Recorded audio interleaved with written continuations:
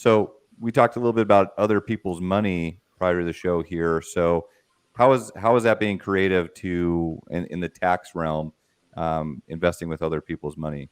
Oh, okay. One of our favorite topics, OPM, other people's money, is we like to educate and coach people on the opportunities of having B locks and P locks and S locks and HE locks. So let me go through that. A B lock is a business line of credit when you have a business or maybe even a side business. So credit unions have the lowest rate, although we've seen some banks that have, had 3-4% interest. So it's a great opportunity to get a line of credit to start your real estate purchase. And so a business line of credit is an opportunity. A PLOC is a personal line of credit. And an SLOC is a secured line of credit. So putting $20,000 in an account and then collateralizing against that. And then, of course, we love the HELOC, the home equity line of credit. When you use a HELOC to invest, period, then the interest is deductible on a HELOC. So that's really important because that's an additional deduction. And so one of the things we like to do is use OPM, buy the real estate, get the real estate going, and then use the passive income and the tax savings to pay down the OPM, the other people's money, the lines of credit. You pay it down and then you repeat.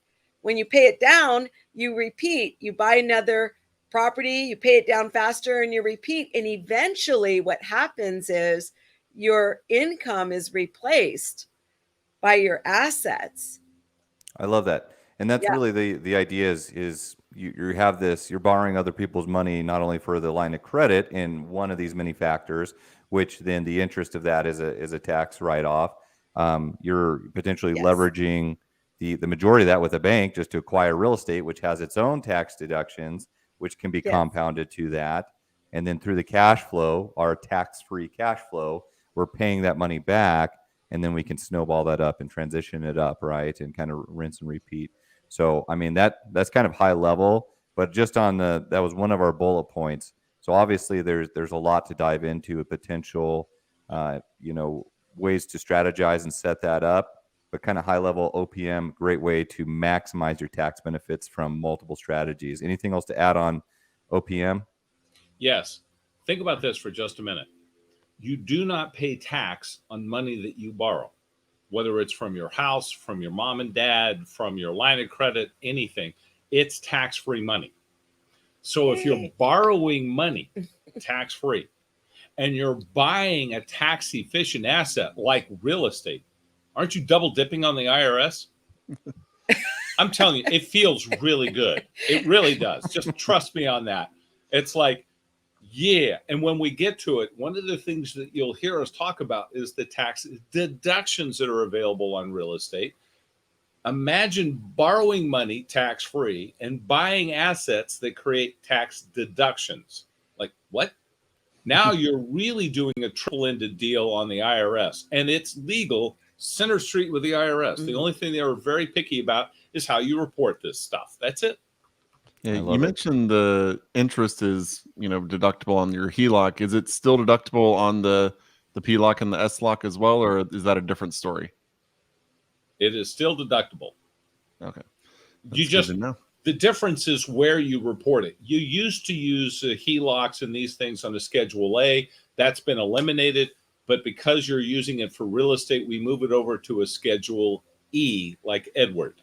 Right. It's how it's being reported that creates the difference in how you're using the money. Like if you go use the money to go buy, I don't know, a car or Ferraris are still not tax deductible.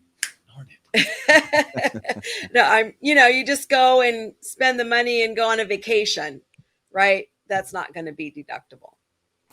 Yeah, kind of. I mean, with all this compounding effect, it's like, should real estate investors really be paying any taxes if they're strategically, setting up their plan. I don't know. Maybe In not. fact of matter, this is a common problem that we run into. Mhm. How much tax should you pay? If you pay no income tax at all, which is possible, the problem that you're going to have is qualifying for cell phones and car loans and things like that. You're So broke. there's this magic balance point that we're going to reach, and each person's balance point is different from other people. Okay. And there is, and banks do understand this on the high level because you have your business income. Banks will understand if you're trying to finance for loans. Maybe not on your Fannie Mae so much, but kind of a high level business. Like we've been buying real estate for many, many years. We use all these strategies to reduce our taxable income from a reporting standpoint. But banks understand that. That's never prevented us from being able, and obviously we have the liquidity to put as a down payment, but we can justify that in just going through these strategies and reporting that. Thanks for watching the Rent to Retirement YouTube channel. Check out some of our other videos, like this one, or this one here.